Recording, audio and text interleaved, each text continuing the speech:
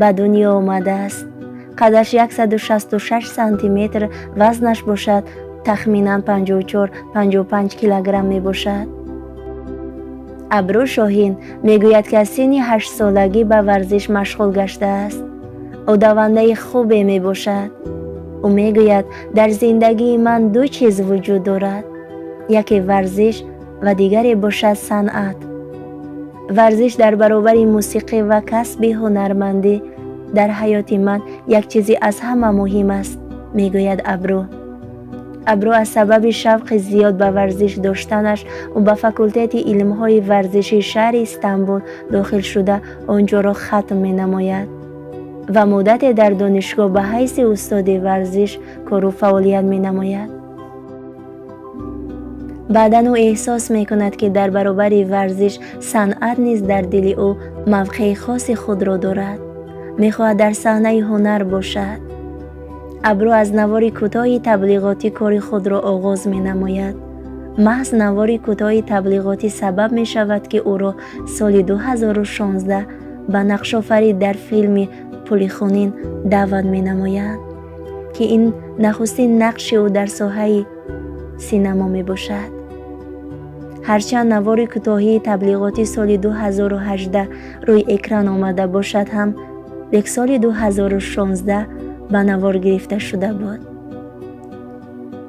соли 2017 Абру Шоҳин дар филми навбатӣ дар нақши Нилуфар, дар филми «Падарам» бо ҳамроҳи Четин Текиндор нақш меофарад.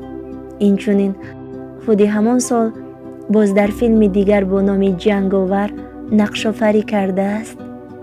ин ҳама нақшофариҳояш сабаби он мешавад, ки меҳри санъат рӯз то рӯз дар қалби Абру бештару бештар аланга мезанад. соли 2017 Абру Шоҳин дар фасли дуюми силсила филми «Арӯси Истанбулӣ» нақш меофарад. дар ин филм ӯ дар нақши Бурҷу ҳамсари Усмон мебошад.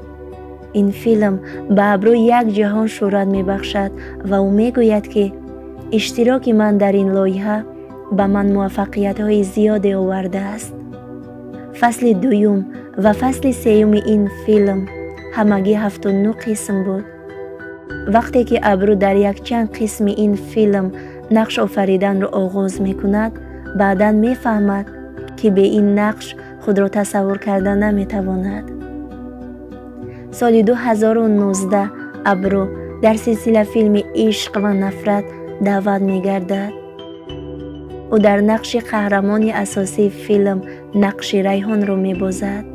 филм дар шаҳри Мардин ба навор гирифта шудааст.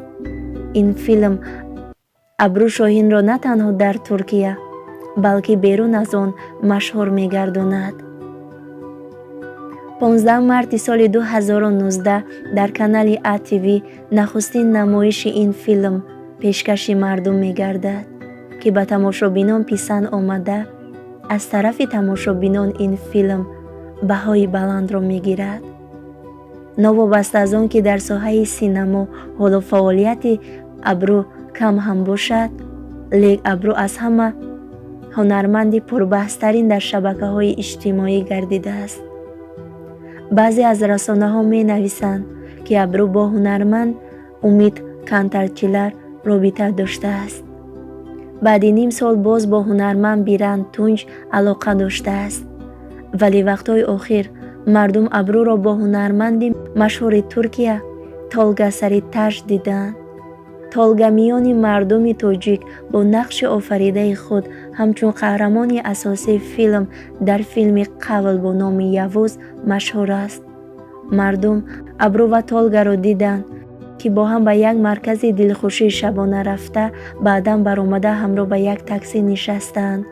Абру барои робита доштанаш бо Толга Саритаж ба матбуот гуфтааст: байни мо чизе нест.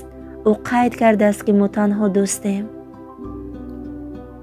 Абру на танҳо варзишгари моҳиру ҳунарманди беҳтарин аст, балки дар баробари ин ӯ бозсарояндаи хубест.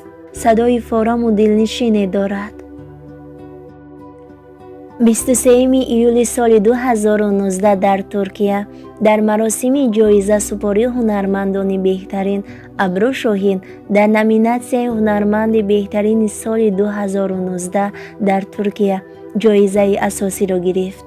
ابرو خیلی شاد است که در آغاز فعالیت کار هنرمندیش این جایزه را گرفته است، چون که گرفتن این جایزه در مدت اینقدر کوتاه نصیب